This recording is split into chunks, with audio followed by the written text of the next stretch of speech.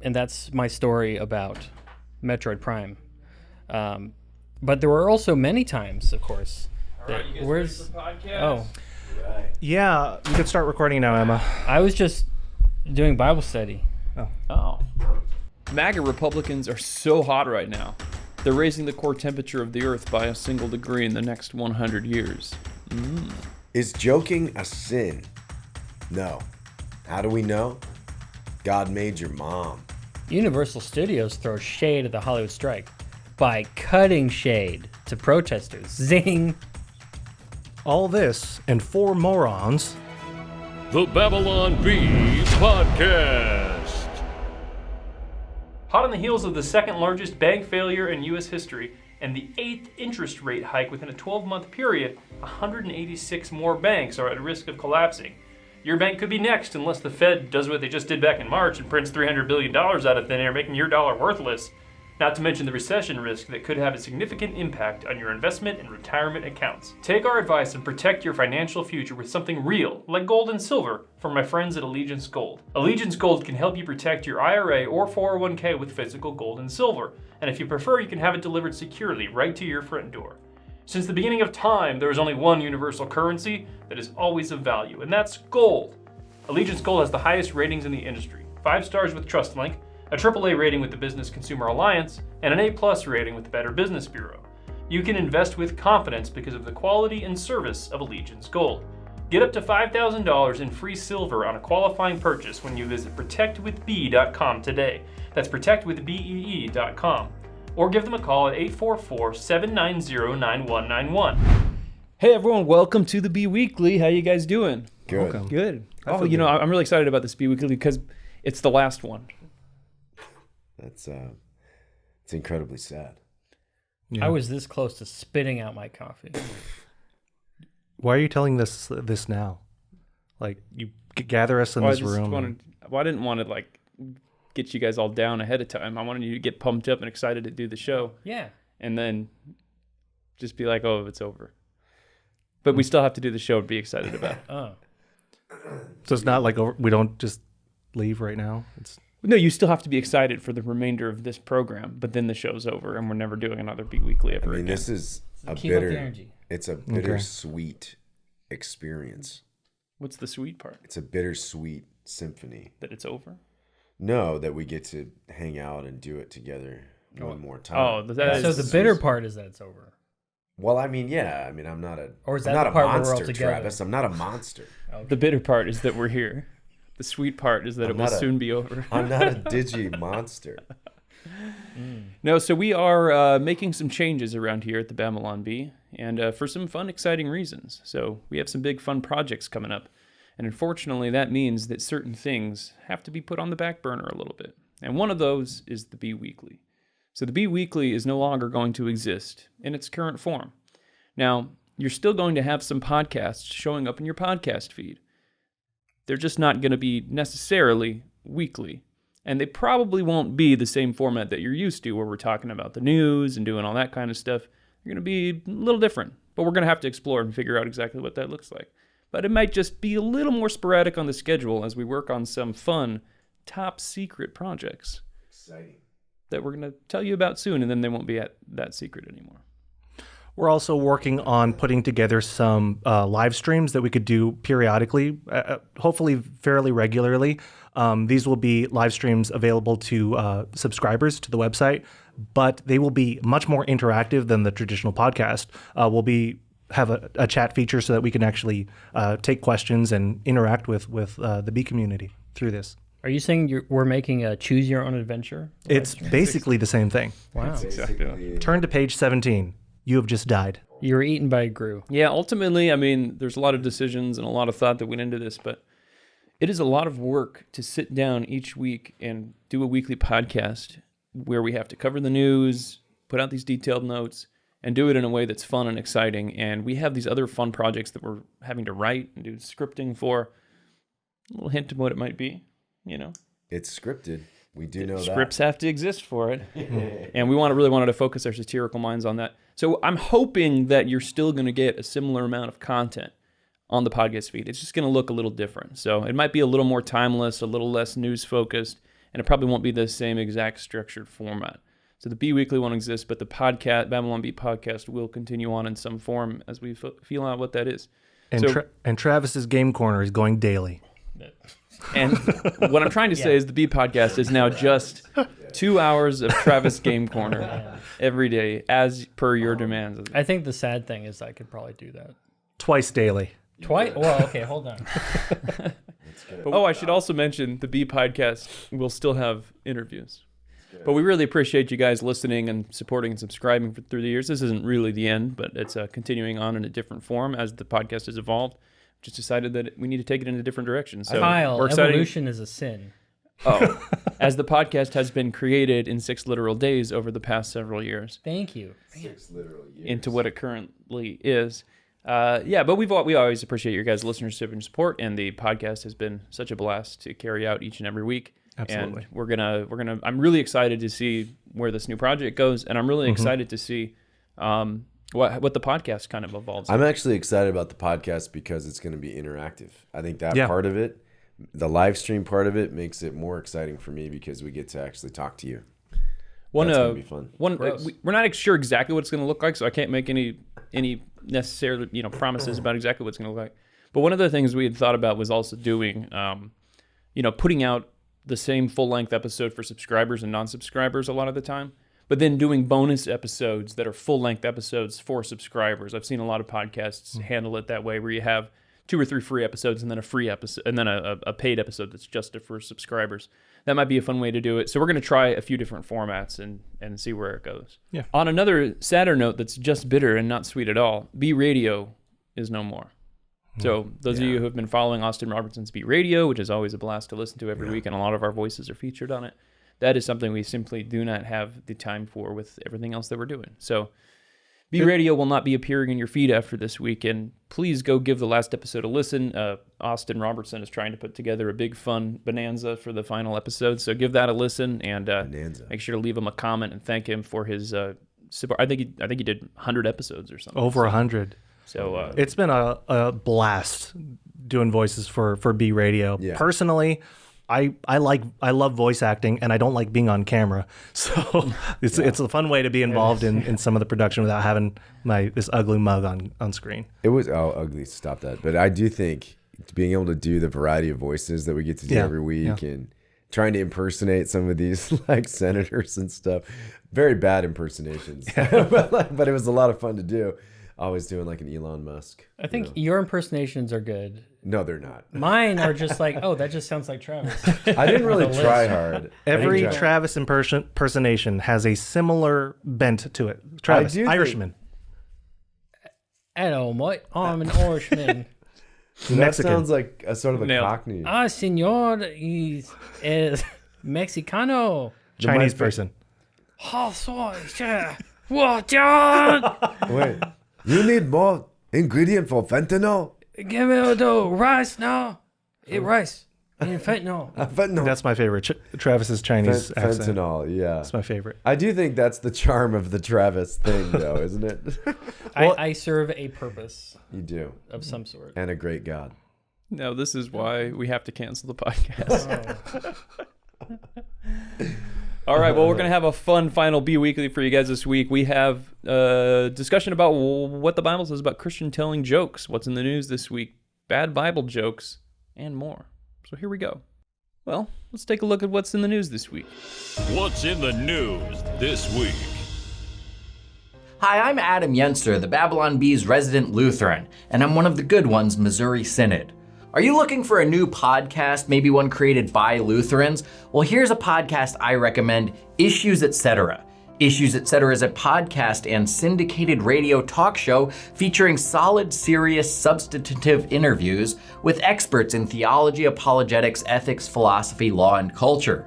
Issues Etc. has been educating, equipping, and edifying Christians for almost 30 years. Listen at issuesetc.org or your favorite podcast provider. Go to issuesetc.org today. Hillary Clinton blamed hot weather today on MAGA Republicans. And she shared a climate action post that said Phoenix hit a record 110 degrees, 39-day heat wave smashed a record. July 4th was Earth's hottest day in over 100,000 years, because you know of all those thermometers they had Yeah, how do they 100,000 years determine ago. that? And Why not just hottest day ever? Well, they take like predictive models over what they extrapolate over. They're like, oh, in this particular period, it must have been this temperature over based on average. But it has nothing to do with hottest day. Like Carbon you can't tell that. And this carbon was super hot 100,000 years ago. So hot. which is kind of funny because we actually had a really cool, mild spring all the way up. Like it wasn't even sunny in June, and finally, just in the last week or two, we've been cracking 100. It was saving it all up. Yeah. The climate was saving all their hot days for now. 120 is really hot. 120 is hot. That is hot. And there's 114 is hot. It was in Fresno. It was 114 this week. The thing that these climate alarmists never really take into consideration is, yes, we are seeing some hot days, unprecedented within our particular lifetimes, and they make it out like it's this big catastrophic event that is immediately preventable by voting Democrats into office, when in reality, they only have these basic models that predict like a 1 degree increase in the next 100 years or so. And there's no actual verifiable evidence that climate initiative policies would do anything to affect that, or very much to affect that. Simultaneously, what we do know is that over the course of history, there's a significantly larger percentage of cold-related deaths than there are heat-related deaths. So if the days are getting warmer, less people will die. They don't care about less people will die. See, the problem is they want more people to die, so there's less people on the earth. That's what Kamala Harris just said in her speech. Didn't she just say that? She literally said, I want people to die. No, she said we are going to control population growth. Reduce population. We're going to reduce population. So that is actually the goal, Brandon. When we invest in clean energy and electric vehicles and reduce population, more of our children can breathe clean air and drink clean water. The White House transcript of that speech said that she had said reduce pollution rather than reduce population. But she said reduce population. She said because population. Because she's that good. But really, the real news isn't the climate change. Not news at all. It's that Hillary Clinton was like, hot enough for you? I mean, why is she throwing... She always just comes out of her hidey hole to throw shade at people and be like, I bet you wish you voted for me, but I had emails. So she actually tweeted, hot enough for you? Thank a MAGA Republican. Or better yet, vote them out of office. And she didn't say wink, but she means it. And wink. the interesting thing about this is, like, no matter if you think that climate change is man-made or, caused by whatever, fossil fuels and this and that, like MAGA was a thing, in the last few years. Mm-hmm. It's not like you're changing your voting in the last few years would have affected how hot it is in Phoenix today. That's what I mean. They make it out as if this is a very long arc. Yeah. Mm-hmm. Yeah. Also, Hillary doesn't know what Twitter is. Why? Because she used the spacing weird? No, her aides do all this stuff. There's no way she even knows what Twitter is. Her aides? I'm not even sure. But I also, know what Twitter is anymore. Tweets like this remind me how it's conservatives who are the divisive ones that are really stoking these culture wars. Thank a MAGA Republican. And you know that it's true that it's hot because this graphic is orange. I know it looks hot. I'm feeling warmer already. This graphic's still hot right now. The first draft of this graphic was blue. And they're like, I feel cold. What is this? I said, can we try this with like warmer colors? Yeah. It really needs to pop. It needs to make it work. Make it pop. I mean, I'm looking at it. I feel warmer looking at it. And I also don't know what Twitter is because Twitter doesn't exist anymore. Oh, why? What happened to it? Much like the Bee Weekly. It is dead. It's literally dead. And it has been replaced with X. Oh, so that's what we should have said. The Bee Weekly is just becoming the BX. Exactly. The Bex. We don't know what that means. That's how we're going to rebrand. Yes. Yeah, so what do you guys think about it being called X? I think it's extreme. I actually have no opinion. Oh, so I couldn't care less about changing the name of Twitter. Elon seems to really not like the name Twitter. I don't like the name Twitter. I've never liked Twitter. You never liked it? And I've never wanted to adopt Twitter. I finally opened a Twitter account. I don't think anyone made you adopt it. I have like 2 Twitter followers. Basically, I only got it ever since Elon started doing these revamps. I opened one this week when he changed the name, though. Do you like X better than Twitter? I do, definitely. Okay. Definitely. I get Twitter why they sounds did dumb. it, because what they're trying to do is make this the everything app, and it's a little unclear what that is. But trying to make it involved with payments, and you go there for your video, you go there for your social media, you go there for your AI, for search. They want it to be everything. And that's why he saw the initial investment as being so important, not because it was just this little place where you can tweet about what you're eating or what Pokemon you just caught, but because it's a place where you'll go to do. That's what I use my Twitter for telling people what Pokemon I caught. Literally Just everything. caught Just caught a Pokemon. Bulbasaur, guys. That's so funny. Which is my favorite thing about it being the town square of the internet. Because I always get the mental image of someone just literally in a town square yelling, "I caught Bulbasaur!" I was like, I see that too. guy. I have an image of a medieval town square too, and there's always a well in the middle, and there's a fishmonger. Always a well in the There's a fishmonger on the side. And a guy all ringing the a bell. all the houses are like hay. They're covered in hay. You know, Thatched. I like Probably how more thatched. they're thatched. They're thatched roofs, cottages. I like how Thatched roof I like cottages. how he's doing this as Threads is being lowered into the ground. He's like, no, this is how you get rid of Twitter. X. X. X, Twitter X. Yeah, That- it's kind of a retro 2000s looking logo. I like it. Like Matrix. It's like really futuristic, but almost to the sense like where they would have done things like in the early 2000s with Extreme Mountain Dew and Yeah. That sounds Extreme good. Days. Yeah, Is doing it tomorrow. We're living Extreme in Days. extreme days. Extreme Days. Extreme Days, the movie. Extreme. Starring Dante Bosco. Yeah, the guy from Rufio. Days. That was the song that I they loved wrote. that movie. That was great. Dude, Rufio. Oh, I just watched Hook this weekend. That's the second best Christian film after Hook? Extreme Days. Yeah, Wasn't that Steve? Hook is wasn't that the Stephen Christian Baldwin's outdoor first Christian. film? Stephen Baldwin had a hand in that when it was his first deal. That's in my.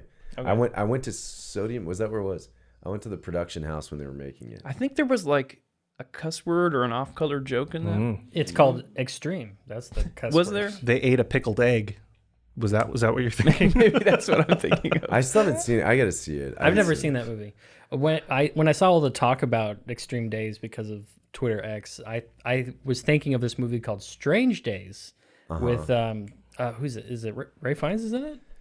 Yeah. At any rate, I've never seen that either, but it looks very weird. I don't have my phone, but I think looks Extreme weird. Days might have been PG-13 or something. And I was I don't like, think so. oh, Okay. why would they talk No, about I think this I wasn't was. allowed to watch it or I something. think it was because it was let's it look was up the either parents' violent guide on or too IMDb. extreme. There was like one off-color joke or But something. it was also like like, let's get a bunch of kids and do a bunch of extreme sports, right? Wasn't Yeah. that kind of that was it? Right? yeah, it was just an excuse to have like footage of You kids know, doing snowboarding. I know it was like a sports montage Yeah, it was just a movie, montage loosely stitched together by a story So- of a grandfather. Okay. passing road, I away. know. road Say trip, extreme sports. It's rated PG. I Let's just see what the read parents' one of guide those. says. I read Okay. a Maybe lot I'm wrong. of. Maybe I'm Here's what the parents' guide says. For violence and gore, it's a rating of 1, mild. Jesse punches Brian. Oh, that's what I was Violence? thinking. Does that count as violence and gore? Is that the only thing on the parents? That's the only thing on the nice. parents' Oh guide. man. Okay, I must be thinking of a different. I must be thinking of American Beauty. American Beauty. Sorry, I just did a Dennis Nedry The laugh. Kevin Spacey. Into The the- Kevin Spacey epic. So I personally think that people will get used to the X pretty quick. Yeah. It's kind of inoffensive. It's just like X. It's just a letter. I mean, who Yeah. can be offended by I the think letter? the average person doesn't care. The average person doesn't care. The only people that care are Some like people will AOC. still call it Twitter for years. Yeah. Like I still call Big Lots Pick and Save. And then I call like Ralph's, I call it Alpha Beta. Yeah, Alpha Beta, man. You remember that? I grocery remember store? Alpha Beta. I don't know if it was Ralph's that it turned into, but it turned into You know- Well, something. Ralph's bought a lot of their locations. They might have It bought wasn't Alpha that they Beta, bought turned the into store. it; they bought it. I Alpha sort of Beta think went out of business. It's sort of news to me that Pick and Save and Big Lots are related. I didn't realize that was a thing. I just thought Pick and Save just. Well, if you go back far Save enough, On. we're all related. Thrifty. we all come from the same two people. Yeah, including Big Genetic? Lots and Pick and Save. What is it? Mitochondrial Adam Yes. and Y chromosomal Eve, or is it the reverse? Yeah, I don't know. I'm just saying yes. that's I what agree with you. Fazrana said. I still call Coke New Coke. Remember New Coke? Remember Clear Coke? Was there Clear Coke or was it Pepsi? There was That Crystal Pepsi. Pepsi. Crystal Pepsi. I still call Mountain Dew Surge. I still call 21st Century Fox 20th Century Fox. Do you guys remember Java? No, is that right? Java? No. I still call Apple Music iTunes. I still call. This is what the podcast is going to be from now on. I still People call- looking stuff up on their phones and I reminiscing on still what call things the used to B be called. podcast the B The B Weekly. I still call tracks. Well, we did stop calling it the B Weekly for a while. We I couldn't still figure call out how to name it. albums- Now we it's just the B brought it back to podcast. And we don't even know what it's going to look I like. call but- albums CDs. The Wee Beakley. Have you checked out the new CD? I don't do that. I'll say that.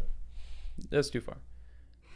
Hey, Barbie broke like $300 million in the box office. Jeez, that just hurts my And heart. Oppenheimer broke like 170 million, which I didn't think it would for being this like long, boring historical epic. Well, I think Christopher Nolan has Yeah, enough he's a of a fan following. base. Yeah. But they're like film nerds. They, I don't know. But is it enough to break into the 3-hour-long historical Right. drama Apparently. rated R? Apparently. Because Yeah, it made like I guess. $170 million. It I does didn't- look interesting. I didn't realize it was. I will rated not R. watch it until VidAngel. Yeah, I heard that they added unnecessary Extreme Days content. The Although he was a womanizer. Jesse Yeah, he punches. Yeah. Well, I know, but Yeah. you don't need to see. I don't. You need don't To see. need to know. What Yeah. his brother can- Jonathan is influencing him, I guess.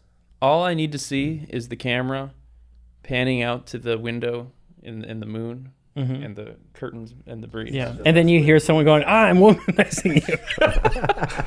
You don't want to hear no sounds. No sounds at all. When I was a teenager, I was reading This Present Darkness in my head. I knew I wanted to do film stuff, and I was writing the screenplay in my head. And I was like, there's this part where a demon, I think, is like cursing profanities. I was like, how do you do that in a movie without having the profanities? Is that And This I was Present Darkness? Is that what you This said? Present Yeah, Darkness. This Present. And I was thinking, you go to the exterior of the house, and then you hear muffled shouts, and you hear it's clearly angry and clearly, violent speech, and then you cut back inside. That was my idea. Well, there's I thought of it. There's ways to do that. And it's the same. It's the Yeah. same An rule idea I with came up throwing up in a movie or a TV show. I hate don't it wanna when they see it. show it. Yeah, I don't want to see it. You get Nobody the wants same to see it. content by having them go. Yeah, you just make the sound. Oh, they threw up. I am throwing up. I am womanizing you and throwing up. I am throwing up in the background. So Brandon, I still think we should make This Present Darkness as a movie. I think it would be a great movie. I think we're in that wrote it very space cinematically. technologically where we could do it now on a volume studio. I'll find my notes that I wrote when I was 15. You know Frank Peretti Let's get the thing. second, We'll make Travis. it a B. We'll make it a B. You know Frank Peretti towards the end of his books, it always got to like 3 plot lines, and he Yeah. would be switching so quickly between them. Like he was very much thinking in this cinematic way. He was. He would have like one sentence about what's happening to this character, and then one sentence about what's happening to this character. Technology's caught up. How We many can of do it. his books have been made into movies? How many? Have, The Oath, I and think. how many was. have Ralph Winter produced? The Visitation. There's like 3 or 4. I even think Scott Derrickson directed His kid series got turned into Really? not, The not, Cooper not the Kids? Cooper Kids. Oh. The That like would be teen good. series he did, the Veritas. I don't think I read that. Veritas Project. or Okay, whatever. so I think the Cooper Kids would be great. That'd be The a Cooper great- Kids was scary to me. As Me a too. child. We should buy the rights. In the Door of the Dragon's Throat. I just read it to my kids. The one It's where the terrifying. submersible imploded. Yes, that one was scary too. They're That stuck one on the was bottom scary, of the man. ocean. They're like on the bottom of the ocean. I don't Well, it didn't remember implode, which, but it I was. don't remember which book it was, but there was like some sort of valley and like some ghostly figures in the valley. I think that was the scariest one. I don't remember. The one that was on the island, right? I don't remember. The one precisely. with the one on the door of the Dragon's Throat was like, Yeah, that was if like we end open times. this door, then Revelation the demons happens. are the whole world's gonna end, and it's like all these people are dying. It's a great idea. I would much rather watch a Cooper Kids adventure movie series Then than Barbie. Oh. Personally, then This Present You know, Darkness. the funny thing is, I think Barbie did a fantastic job at hiding the ball. Like their marketing department was brilliant in the sense that they didn't push all the wokeness in the trailers. I watched a few of the trailers and I was like, hey, looks this fun, actually might be fun. I actually kind of want to see this. And then the movie came out and yeah, What's all the Obviously. woke stuff in the movie? there's I'm not really aware of anything. it's highly anti-male. Anti-male. Yeah, It's very tranny heavy. trans heavy. And I mean, the girls start out by Car transmission. destroying their Oh. baby dolls, these little girls, It's like there's a manual, this automatic. Is the thing. Who is this movie made for? It's 2000. They do a recreation of 2001: Space Odyssey at the very beginning. Like, who's seen that? What I've seen little it. girl? Well, the thing is, it's that not they're for, taking to it's the not, TV show. They did not make this for little girls. I know. But they know simultaneously that That parents little will be girls are taking gonna their go. little girls to go see it and be indoctrinated from an early age. I'm very sad about this. Personally, to me, a parody of 2001: A Space Odyssey is just overdone. Well, Like, I think it was a really stupid idea. No, I'm just saying it's like that's the scene that you're going to parody, the one that's been parodied 1,000 times. Well, it was written. This was not written by very, thoughtful people. This was written This by was very, written by very women. indoctrinated woke folks. There's actually one dude, but the weird part is it's the same story that you get in every single one of these kind of female-driven stories now. It's the Captain Marvel story, where you don't need men. Women, the only thing they have to overcome is society's pressure on them. Like they've always been perfect the way they are, and they just have to realize it. Like this is the But story. none of us have seen it, right? None of us have seen it. I'm No. going to drop I've seen a lot of a reviews on it. spoiler in a little bit, so if you want to skip forward, now's But how can you spoil Don't something? see it. Now's Spoil your it. chance to, Don't see it. Now's your chance to do it. But apparently, so Barbie, the toy, lives in this matriarchal society, eventually ends up having to go to the real world and realizes the patriarchy is everywhere. Ken ends up bringing the patriarchy back to Barbie world, and then everyone lives happily ever after. and while Sounds great. they've been changed, as they've seen this patriarchal landscape, at the end of the movie, I believe Barbie goes back to the real world, which is kind of weird because, like, didn't they establish that at this point that it's a terrible place for a woman to be, but that's where she still chose to be? That's kind of weird mixed messaging. But I haven't seen it. Ken I don't know how ends they up execute it. taking over Barbie Land, right? I believe so. I think they overcome Ken and then take Barbie Land back. That was the story. It goes back to being a feminine utopia. I am sad though because the trailers did look like a lot of fun, and I'm sad that they can't just make fun movies when it's proven that fun movies with no woke agenda are doing exceedingly This one well. did really well. Yeah, I mean, But do you think it's maybe because they Dungeons- hit? I think it's because they maybe hit. Dungeons and Dragons didn't do extremely well, but it's very well received. It's very solid, yeah. Yeah, very well received. That's The Mario movie did very well, made a lot of money. and very well received. So, I don't know. I guess if you have an But ideological, I have this feeling that it's going to taper off over the next few weeks. They were brilliant at the marketing for sure. Totally. I mean, I don't think it's because it's feminist and because it's woke that it's doing well. No. I think it's because it's a highly successful property, Barbie. It's just people love Barbie, so they're going to go see the movie regardless. A friend of mine, very conservative, she'd been excited about this movie for weeks, posting about Barbie stuff, like getting all dressed up to go to the movie, and then she came out of it and she's like, oh boy, what have I done? What have I done? Yeah. Well, I'm trying to think, like, I have no emotional attachment to Barbie because I didn't really play with Barbies as a kid much. You didn't? You didn't? No. I mean, like, I also did not. did you play with... Did any of you play with Barbies as... I never did. No. I never. I mean, I never. we played did, like, at a friend's house. with or, my you know. sister's Barbies. Yeah, exactly. Well, As I if guess they were- technically, I have two daughters, so Yeah, I played Jones. with. Yeah, I played with Barbies. Yeah, you played now with that I'm Barbie, an right, adult. but it was not. We have no emotional attachment to the brand. No. Yeah. But I'm trying to think like something that's comparable for us. You know, like Detective Pikachu or something. I'm like Pokemon Pikachu.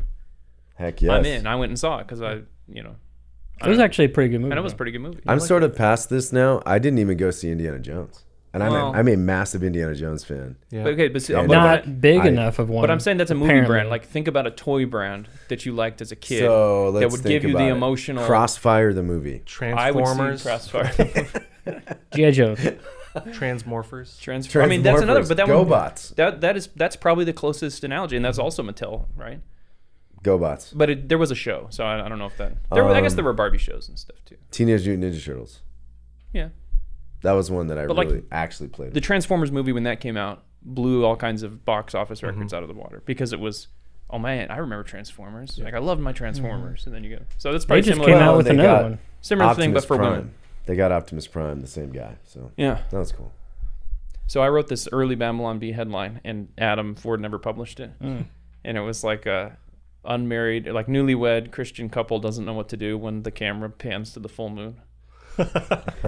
And I liked this idea of the camera panning, and then they're just like, "This is all we've ever seen." I don't know, like, what happens after that. Well, that was one of the jokes in the Barbie movie. That was like one of the jokes in the Barbie movie from the trailer that I was like, this could actually be kind of witty and funny. So like Ken at one point says, "Hey, Barbie, you want to come over to my place later tonight?" And she's like, "Sure. What are we gonna do?" And he's like, I actually don't know. I don't know. I actually have no idea. That's great.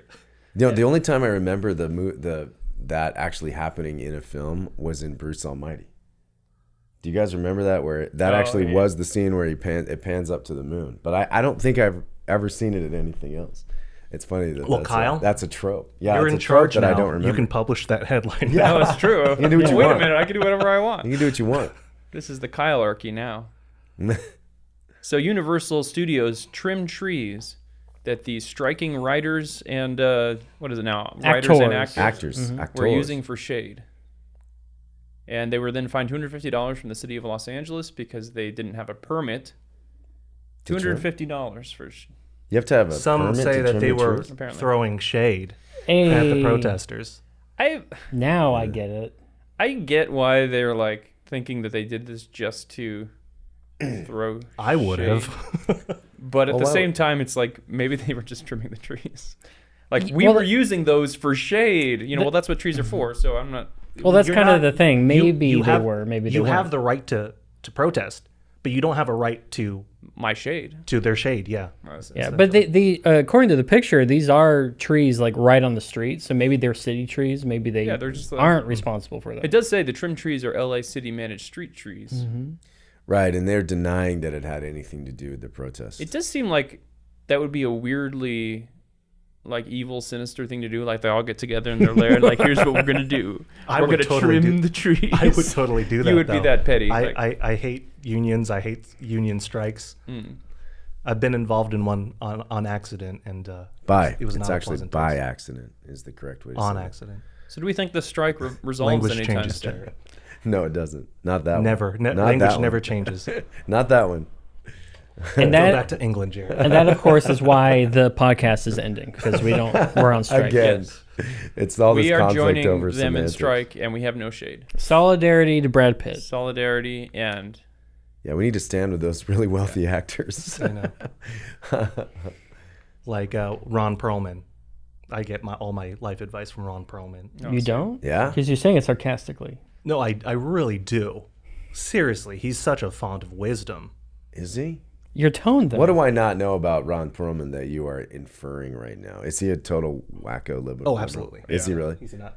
I did not know He's that. one of the ones that just tweets like "Orange Man bad" all day. Every other word is a profanity. Yeah, See, this is I'm not on Twitter, so I don't know. I just joined X this week. X. It's called X. Yeah. It's X Twitter. Don't dead name it. Is joking. You did. Yeah. Now it's time for a segment I like to call "Talking About Things."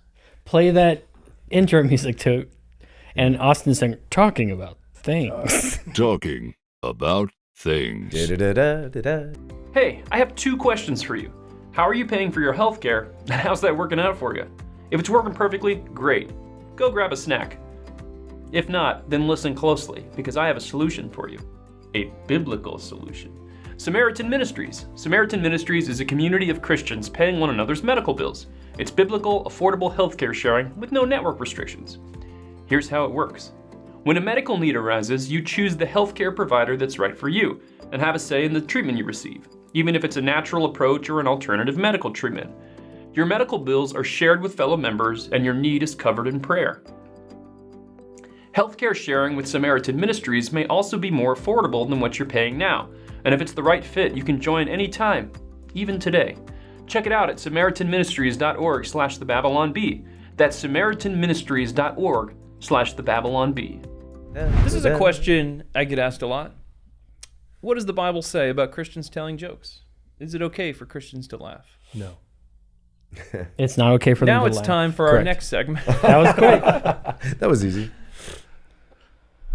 And it's an interesting topic. I think a good starting place is did people in the Bible ever use humor? And No. next topic. Yeah. Now, I don't think this is the end all to the question because obviously a lot of times people will defend being really savage and vicious by saying like, well, Jesus slammed the Pharisees. I'm like, well, he was Jesus. So just because Jesus did something doesn't necessarily mean it's appropriate for us to act in the same way. Well, in all instances. In all instances. Yeah, right. Or people will compare, like they'll say, well, he has authority that we don't have. right. And the same thing with the prophets. Like if you look at the prophets and say, well, they beheaded people. Yeah, I can be mean in my sermon. It's like, well, but you're not. I can behead people in my I church. can behead people too. You can go stab all these prophets of Baal. A descriptive text is not the same thing as a prescriptive text. Yes, but I think the argument is that Jesus used this particular form of communication. So that particular form of communication, satire in particular, is available to us to use as well. And I think we use it imperfectly, but I think it's available to the Christian. Well, okay, so I'm saying because if Jesus used satire or if he used humor, then it means it's not inherently a sin. Right. It doesn't mean that we're going to always be able to use it with the same confidence and frequency that maybe he does, because he knows that he's going to do it without sinning. Or accuracy. I think the danger with us using satire is that we become puffed up and we go, hey, I'm so clever. You know, hey, look at me. That's what I say every day, and that's why your job is to be like, No, you are not. not so much. Yeah, you are not. Well, I think about like the danger, the way that satire can make your mind think when you write it too much is, what C.S. Lewis writes about it at the end of The Abolition of Man, that the point of seeing through something is to see something through it.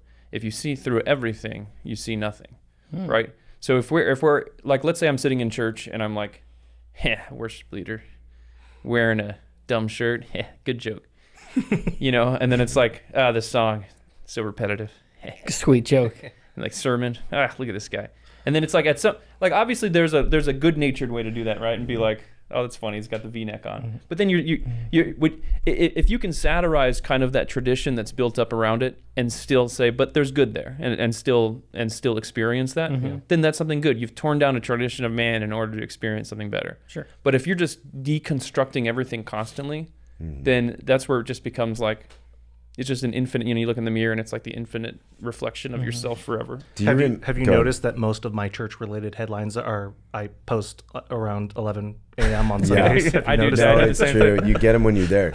But do you remember The Pilgrim's Regress by C.S. Lewis? Yeah, I never finished it. I'm going to go back maybe this year and finish it. There's a scene where they get trapped in a jail. Spoilers. It's very similar. But everybody Now you don't need to read it. They're like, look, a jail. I'm like, oh, now I know what's going to happen. The point is that everybody there can see all of everybody's like innards and stuff. So Gross. like it is gross, but like you can see through a person. So it's reductive in the sense that you're reducing a person down to their parts and like who they are. And that's kind of that's the danger, I think, with satirical thinking sometimes, is that you remove the humanity. You just look at people, or you look at things or life as all these different, and you use it and you can see through it, right? Like what you're saying, I think that's important. I think as long as we see satire as one communicative tool in our toolbox, one of many, one of many, then you can be well balanced. And I think there can also be a point at which the joke comes at the expense of the point. And so sometimes I think jokes are necessary in order to soften the blow of a very relevant point. And sometimes the joke just gets away with it and maybe says something in a harsher way than we mean to, just because it's funnier that way. And I think that is something to potentially guard against. Yeah, it's hard. You got to be right on target, you know, and if you're not right on target, sometimes people are like, ooh, that came off a little. And as humans, we will never always. Many of the submissions we target. get are too harsh, you know, and also not funny. And not funny. Yeah, that's true. I mean, there's another danger too that we I think that sometimes we as comedians, or you guys as comedians, we tend to well, right. I would say, but we tend to think of ourselves as very clever a lot too. It's a very prideful thing. And then you can also, you sort of elevate yourself and sort of give yourself permission to be a jerk, where most of the time what it really is just sort of this internal recalcitrant sort of rebel that you don't want to, you know, you just want to be a rebel. Like there's like I think in every comedian, I just read it recently, somebody said it, there is a self-destructive tendency. So like if you're in a room, you want to say the worst thing you can say, like get everybody mad at you. Well, going back to like me making fun of the worship leader, like if I'm sitting there writing down a headline about how repetitive the music is, and there's an old lady next to me that's singing this song that maybe is a bad song, and maybe it is repetitive or whatever, but she's honestly worshiping God even through how terrible the song is, and I'm sitting there deconstructing it. Yeah. Right. Which one of us is in a more worshiping God in spirit and in truth in that moment? I think C.S. Lewis talks about that, like. That he's sitting there like, these third-rate hymns, Right. And then he says he looks to the old person next to him and says, "I'm not worthy to tie their shoes," Right. And I think there's a humility that has to come with them. I think that was a headline you published once, actually, where the guys, like the snooty guys, like, I'm not singing for this song because it's so lame, and he's like a hipster or something. I forget what exactly the headline was, but this is a separate topic, but that is me with even just music quality. Like, I mean, not inherently the quality of the music, but it's like I don't really connect with worship style music, like the guitar and the synth pad. That's just not my kind of music, and it's at those times that I'm like, but worship isn't about the music. Yeah. There are certain connections to different music that you might have different emotional connections to. And certain, like for me, gospel music gets me in the spirit. Yeah.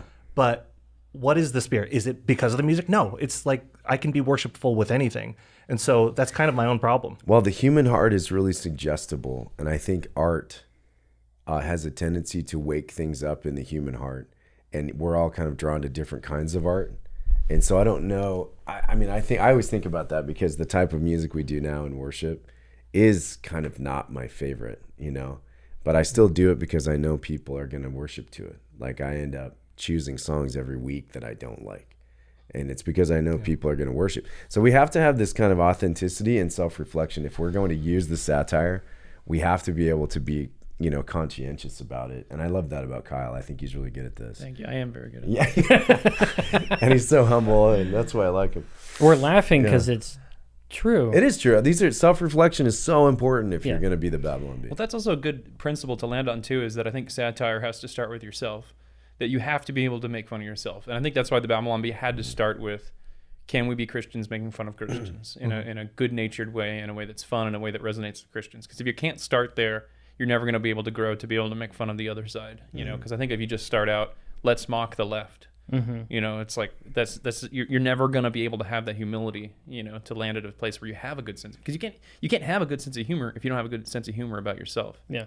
I think Emma put up the she put up a couple different ultra church goer, I think it's ultra spiritual church goer criticizes worship songs, while lesser Christians around him joyfully praise the Lord. That's the one I was thinking of. Yeah, that's the one. He's like, it's the guy from Napoleon Dynamite.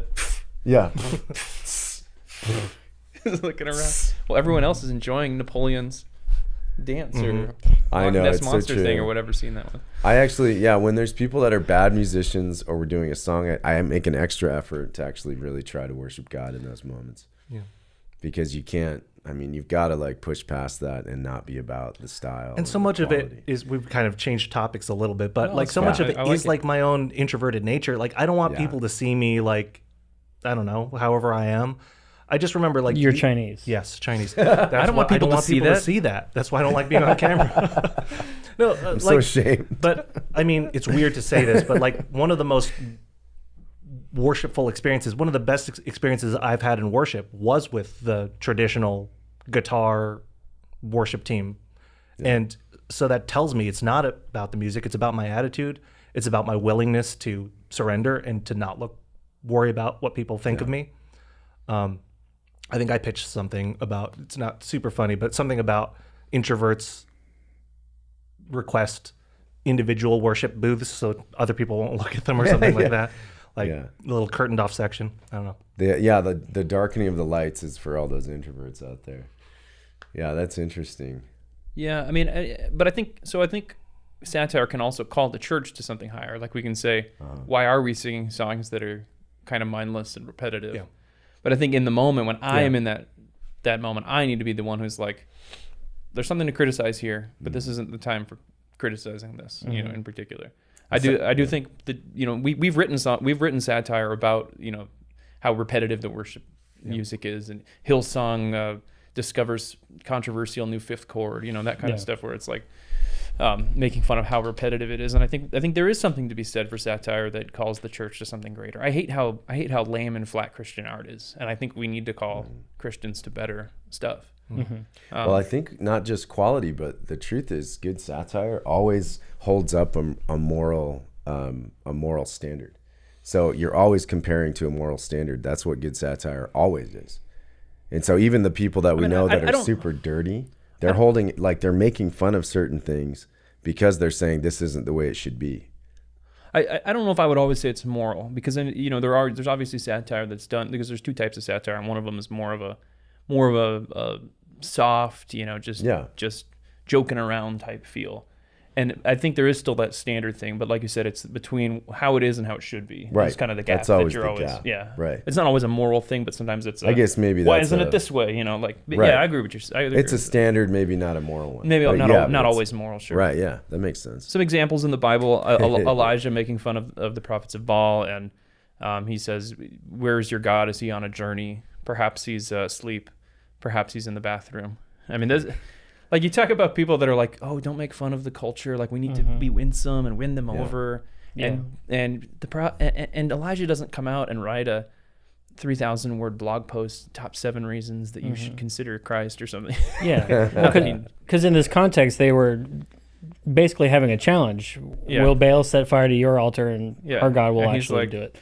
And he's very, very clearly just pointing out he must be on the toilet. I don't know where he is. Taking a dump. He wasn't even being satirical. He was just like, I literally don't know where Baal is. It's quite possible he's on the toilet. Is he late? So what's the modern equivalent of someone that does just take people to task like that? What's the apologist's name from Apologia in Arizona? Durbin, like Jeff Durbin. Not Durbin, the other guy. Like James White? Or? James White. James White. Is James White the one that just takes people Your to task? God, your Armenian God is on the toilet. That is interesting. I feel like we're constantly in this competition, though, in our culture right now. So it's always, in the public conversation, it's always about whose God is better. And whether it's the God of the hedonists, or it's Molech, who has actually made a resurgence, or Baal, or whatever. So I think it's a constant thing. So the Babylon Bee functions a lot in this prophetic way, where it's so C.S. Lewis talks about how errors come in pairs to cultures. You know what I mean? Like where 2 by 2 onto the ark, right? Then they were all errors. He says how errors come in twos, and it's like, you can have the error of being too soft, but you can also have the error of being too harsh, and it's like what lies our culture believing. I do think our culture, specifically like mainstream evangelical culture, swings towards the being too soft, and that's why we need to emphasize this stuff, and that's maybe what Babylon Bee's called it. But there are microcosms of church cultures, like more hardcore Reformed churches or Bible churches that lean towards the harshness error. And to them, I would say, well, you're not Elijah, so settle down. This is the parable of Goldilocks and the Three Bears. Yeah. And right. This satire is just right. That's right. Smart. And I know they would classify it as tough love, but I mean, do everything in love. The Bible does command us to do everything with love and compassion for others. Yeah. Even with hard truths. Yeah. So. Well, and that's the thing. That's why you don't want to shy away from the hard truth, because that is the compassionate viewpoint, the truth. Right. It's like whose version of love are we talking about? Well, we're talking about God's love. And falling off the log in terms of loving or in terms of not loving, would be taking pleasure in the mockery of the person that is wrong. You can mock people, but you can't enjoy it. Yeah, you have to be like, I hate doing this. And I do have to curb myself against the Schadenfreude of the whole Biden crime family narrative just falling apart. Well, I mean, their narrative falling apart. How I have to guard myself against gloating with an attitude of, see, we've been telling you guys this for years. Like, it was so obvious to gloat over a drug addicted, hooker addicted president's son. Hunter Biden. I have to guard myself from gloating in that. It's not. Yeah, it's not a that's good true. feeling when I analyze myself. It feels kind of oily. It feels like sin. That's what it feels. Because it is. Yeah, I know. That's right. Well, if it looks like sin, don't feel good walks about like sin, quacks like sin. Must be a duck. And Jarret does a great job of, before we do shoots, of opening our shoots up in prayer. And I've always tried to make an extra effort whenever if we're talking about like a political figure like Kamala Harris or Joe Biden, someone that we fervently disagree with. I think we need to be more diligent in praying for those leaders and saying, hey, we are skewering the ideas. We don't want to attack the people inherently. We are only attacking the people as far as their bad actions in order to bring light to the world. And constantly, simultaneously praying for their salvation. Well, and humanizing them on one level too. Not to cut you off. I just think humanizing is really important. Somebody said recently, because we make fun of Kamala a lot for her dumb speeches. And for being a woman. And anyway, I'm not going to go there. But yeah, there's a reason why she does this. And a lot of it is the fear of saying something wrong. Somebody said this recently. They're so afraid of crossing a boundary or saying something offensive that they just say nothing. And so that might be the real reason why she talks the way she does. The passage of time. Yeah, it may not be that she's an idiot. It may be that she, really. So you look at AOC. Smart. Right, like we make fun of her for being an idiot, but I take no pleasure in it. Maybe that's not true. I take no because if you take pleasure in it. Yeah, one of my favorite episodes of Comedians in Cars Getting Coffee was with Obama, and he's not a comedian. Correct. Why is he in that show? And it's pretty funny. I love, it's like I disagree with Obama on probably everything. Mm-hmm. I can't think of too much that we'd agree on, except traditional marriage. Except when he was campaigning. That's right. But it was just, seeing him as a normal person hanging out with Seinfeld. And we weren't talking politics. They were just talking, this is what I get for lunch every day. And blah, blah. And you're like, these are people, Yeah. Mm-hmm. And I think there's something really good to that. And so the other thing I wanted to mention was Lewis also talks about this, back to your comment about taking pleasure in, like, when Hunter Biden does something wrong. Right. Lewis has a thing about how, have you ever read something in the paper about how bad, Mrs. Jones, the affair, blah, blah, blah. Yeah. He's like, and then you hear that, it wasn't as bad as the paper said, and you're disappointed. Like, I really wanted it to be this salacious thing. Like, we find that when we're writing satire about stuff, because you're looking in the headlines in the news, and it's like, it'll come out, this thing might have happened. And we're like, let's write jokes. And then someone's like, one of the writers will come along and like, actually, I don't think that story was true. Here's some. Most of the time, and there's a disappointment. Sometimes exactly. Like, darn, that would have been great. And there's a disappointment that something is not as dark as you wanted. I wanted it to be worse. Yeah. And it's like that's a bad thing. Quote up there. That quote is a fantastic quote. Let's put that quote that we can't remember off the top of our heads on the screen right now. Yeah. So we do have that quote if we want to read it. Let's have Jarret read it in a C.S. Lewis voice. All right, you want me to do it? Suppose one reads a story. No. I want us each to take a turn. Reading in C.S. Lewis accent, we take turns each sentence. Starting with Travis. All right. No, can I start last? I don't you can start know last. what he you sounds want to like. start last. Suppose one reads a story of filthy atrocities in the paper. Then suppose that something turns up suggesting that the story might not be quite true, or not quite so bad as it was made out. Is one's first feeling, thank God, even they aren't quite so bad as that, or is it a feeling of disappointment and even a determination to cling to the first story for the sheer pleasure of thinking your enemies are as bad as possible? If it is the second, then it is, I'm afraid. I'm afraid the first step in a process which, if followed to the end, will make us into devils. What is he chewing on marbles? You see, one is beginning to wish. You skipped one. Oh, wait. Oh, no, you're right. Well, you see that one is beginning to wish that black was a little blacker. If we give that wish its head, later on we shall wish to see grey as black, and then to see white itself as black. You're like Cockney. Finally, we shall insist on seeing everything, God and our friends, and ourselves included, as bad, and not be able to stop doing it.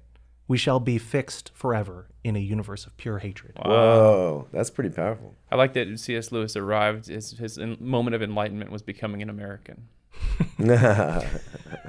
That's how he was enlightened. He went through a lot of phases. He was a very lower class British person at one point. So, learn more about C.S. Lewis in The Pilgrim's Regress. Pilgrim's Regress, which is great. It's actually a great book. He hated it, by the way. I'm not a huge fan of it. That was his least favorite book. The other Bible story I wanted to bring up was from the book of Isaiah. I think it's like Isaiah 44. he's mocking, and it's actually God doing the mocking, because Isaiah is just relaying the word of God. And we forget about this a lot of times when we read the prophets. We're not reading the words of Isaiah or Jeremiah. We're reading the words of God, because like thus says the word. You know what I mean? Right. Thus saith the Lord. It's not the same way that like Paul wrote his letters or Peter wrote his letters, where it's the words of Peter or the words of Paul being moved along by the Holy Spirit. But it's actually God just saying, write this down. Right. You know, at least that's my take on how, when it says thus says the the Lord, absolutely. right? That God is dictating something. And he talks about the idol carver who goes out into the woods and chops down a tree, and he goes, "Oh, you idol carvers." That's a good one, yeah. And he's like, you chop down the tree, you cut half of it down, and you burn it for wood, and you worship the other half. And the implication and kind of the way it's worded is like, how do you know that you didn't make a mistake, and that you just burned your God and you're bowing down before firewood? And I love this picture. The way that he puts that is like, think about that satirical contrast. You know, you can almost formulate that as a Babylon Bee headline. You know, idol carver accidentally burns God, and a guy going like, "Nope, Dead knows." And you know, you can talk about idol worship is bad, and it doesn't sink into the Israelites, as it didn't for hundreds and hundreds and hundreds of years. Yes. But then you word it that way, and they're like, "Oh yeah, I'm kind of an idiot." That's right. I really. That's really the like revelation. Yeah. So we'll continue this discussion in a future show, and this is, by the way, this is kind of the format that we were thinking for future B podcast episodes. Let us know what you think of something like that, an extended discussion on a book or topic. That's kind of what we wanted, a little more off the cuff, free form than reading new news headlines that you already know about. All right, now it's time for bad Bible jokes. Bad Bible jokes. There's a lot of talk right now about the sound of freedom and the terrors of human trafficking. What if I told you that you could help in the fight before you even put on your pants in the morning? Undertack isn't your typical men's boxers. They're made of modal. Think of it like cotton, just way better. It's 50% more moisture wicking, antibacterial, and it's way softer. Undertack stays in place with a sturdy yet comfortable extra wide waistband, and the fly design is straightforward. Undertack is durable, ultralight, fade resistant, and shrink resistant. Here's the best part. They're almost 30% less than the competition and donate a portion of their profits to multiple organizations fighting human trafficking. Go pick up a drawer full today. Undertack.com. That's undertack.com. Get 20% off site-wide when you use the offer code B20. Undertack comes with a satisfaction guarantee, and you're helping make the world a better place too. Undertack.com. That's UNDERTAC.com. Offer code B20. Are the jokes written in the Bible? Oh, you have them. Oh, here we go. It's a pop-up Bible, and this popped out of it. Okay. Read them out. Kyle, Yes, Travis? who is the greatest financier in the Bible? Who? Noah. He was floating his stock while everyone else was in liquidation. Whoa. Hey, Jarret, I have a question. Yeah. What did God say after he created Adam? What did he say? I can do better than that, and so he created woman. I think that would have been funnier if they didn't have the last line. Like, just say, I can do better than that. Because I got the joke at that point. That's, You don't need to keep going. That's like too many rough edges. Need to smooth the I can do curves. better than that. A dog or smooth the something? I don't curves. know. I can do better than that. And so he created woman. Because women are better than men. Are more aerodynamic than men. The end of joke. Please laugh. Hey, Brandon, Please laugh. Hey, what? what did Adam say on the day before Christmas? It's almost Christmas. Oh, I know. He said, "It's Christmas, Eve." Hey, Kyle, Yes, Travis? how does Moses make his coffee? He brews it? He got it. Hebrews it. Kyle has 50 points. Jarret, We're trying to guess the Yes. who was the smartest man in the Bible? Oh no. Abraham. He knew a lot. And no one else knew him. That's great. He knew. I know one lot. I don't know. I don't know two lots. It's just one. Hey, Brandon, Hey, what? who was the first drug addict in the Bible? Hunter Biden. Nebuchadnezzar. He was on grass for 7 years. That's great. That's good. Hey, Hey, Kyle. Yes, Travis. Where is the first baseball game in the Bible? Genesis 1:1. In the big inning. In the big inning. Eve stole first. Adam stole second. Whoa! My dad multiple told that layers to joke. this joke. I My don't dad get that told one. that joke last weekend. Why did he steal first? Why did he steal? Stole the apple first. No, Eve's. Oh, Stole but first base. But Eve stole. You can't steal first base. All right. That'd be amazing if you could. Well, I guess you kind of can. You can kind You of. can. Kind of, yes. On a third On a third strike drop pitch. dropped pitch by the catcher, you can run to first. It's not really a steal because you're just taking first. It's a base. third strike dropped. You're taking no out.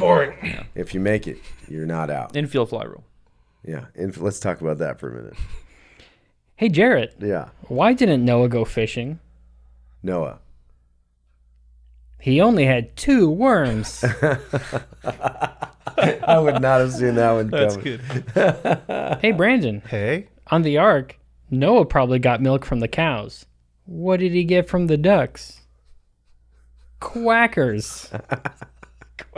You didn't even give him a chance. Am I right? Am I right? Backhanded I know. high five. Hey, Kyle. Yes, Travis. What animal could Noah not trust? What? A cheetah. I was gonna say. Oh, to catch a cheetah. Because they're always lying. They're always lying.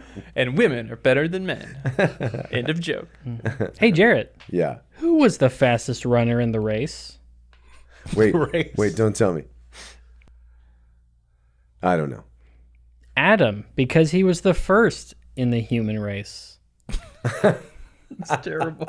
That's so terrible. Hey, Brandon. Yes, Travis. What's a missionary's favorite type of car? Ford. I don't know. A convertible. Oh, Convert. convert. Specifically a Mazda Miata.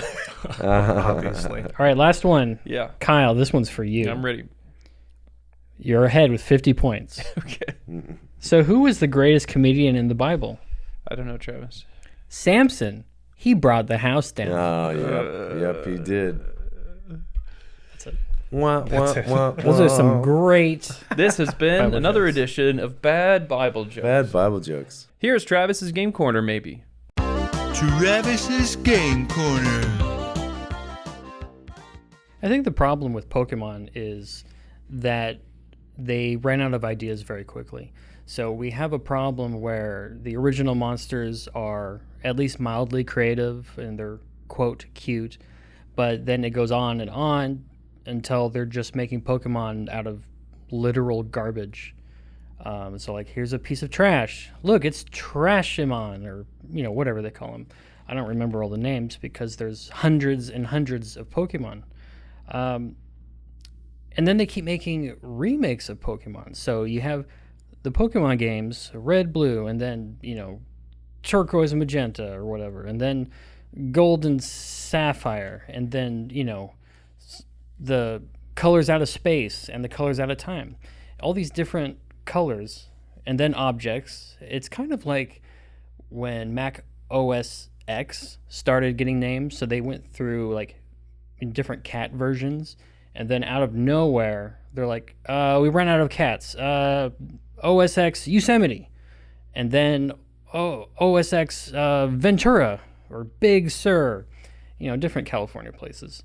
Anyway, my point is that many Pokemon are actually sinful because of the way that they just degrade down to trash. They have mixed, they have traded the natural for the unnatural, and they've really just owned the embodiment of evil among themselves. So it's kind of sad. And so that leads me to Pokemon Scarlet Violet. Pokemon Scarlet Violet is interesting because scarlet is the color of blood or sin, and violet is the color of homosexuality and nothing else. And also you ride a Pokemon as a mount, and that's very homoerotic and disgusting. But your avatar, as it were, even though you can create, you know, you can customize them, you can choose male, female, whatever. Ultimately, no matter what you do, they end up looking like a German Nazi. So really, Pokemon Scarlet Violet is a sinful, homoerotic Nazi power trip. And that's why we can't have nice things anymore. This has been Travis's Game Corner. Thank you, Travis. Hey, Kyle. Yes. Do we have any well-performing articles from the last week? I'm glad you asked, because we do. Banger of the week. The first one, the only one, is Trump indicted for murder of Tupac. Banger of the week. Banger of the week.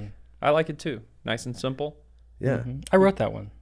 Did you? Oh. Yeah. Oh, nice. We're just going to have to... Right after you're complaining that your headlines never get published. I didn't write the headline. I wrote the comment. Oh, that makes sense. That makes a lot Got more it. sense. Now it's time for Bomb of the Week. Bomb of the week. Journalists call Amber Alerts a QAnon-adjacent conspiracy. Womp womp. Yeah. Why do you think that bombed? I don't know. Too soon? I don't know. I think it's because people don't necessarily know the joke. That people were calling about Sound of Freedom a being QAnon-adjacent conspiracy. Yeah. Yeah. I like it, but yeah, it's too much of a leap, I think. All right, now it's time for Love Mail. Muchas gracias, mi amor. Love mail. Love mail. This is from Leonard Tixay 8046. Exciting and new. Leonard Nimoy. Not to be confused, 8045, who hates us. Yeah. This is Love Mail. I'm just super pleased that the Babylon Bee used a comma in the thumbnail. It's where it belongs. Like when people type "Let's go Brandon" instead of "Let's go, comma Brandon," the first instance implies that the speaker wants us all to go Brandon. And that would be like going retard. You never go full retard. The second instance properly indicates, which they put a comma in the wrong spot here, which makes me laugh.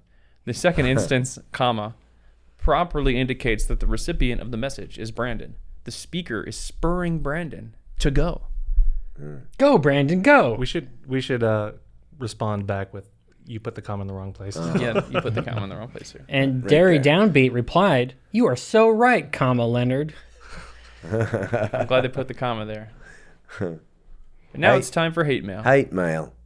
You used to be good. Adam Ford. Adam Ford. Adam Ford. I really miss Adam Ford. So we wrote an article, colleges announced they will offer gender studies course credits for people who sit through the Barbie movie. Yeah. If you needed any proof, the sad sacks over at the Babylon Bee are a bunch of out-of-touch senior citizens who hate joy. I love how hate is in bold. Here it is. As well. That's from Kippy Bongun.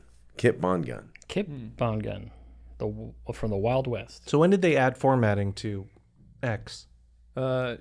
Like a month ago, a couple months ago. We asked Elon about it in our interview. I remember that. They were implementing that. Did he ever do anything about the sarcastic? No, I keep. Oh, man. It'd be awesome if we knew. I'll ask him next time I hang out with him. I know, seriously. Next one is from Dan Blackroyd. That's a pretty great name. Pretty great name. Y'all are so obsessed with trying to dunk on people you hate who aren't harming you, literally as punishment for just existing. And as if that weren't pathetic enough, not a single person at the Babylon Bee is smart enough to actually do it in a way that's funny or clever. I'm now thinking they're bold because Dan searched Twitter for Babylon Bee and hate. I got it. Or There it is. That was me. Hate. Thanks for watching, everyone. The very last ever Bee Weekly in its current form, but we'll have some more fun podcast content coming your way. Thank you for being a supporter and a subscriber if you are. If you're not, you can subscribe, babylonbee.com/plans, and we're going to jump into our subscriber-only lounge now. Coming up next, for Babylon Bee subscribers. Skateboards don't have cuss words or nudity unless you put them on there. Yeah. Yeah. Not Most inherently. Skateboards do. Yeah. They're not inherently. Skateboards bad. don't have boobs, so we could do that. It was the one thing that let us be like cool without really being worldly, but kind of worldly. Which is the best kind of worldly, to get as close as possible. This has been another edition of the Babylon Bee Podcast. From the dedicated team of certified fake news journalists you can trust here at the Babylon Bee, reminding you that peanut butter M&Ms are the official candy of the Babylon Bee Podcast. Unofficially.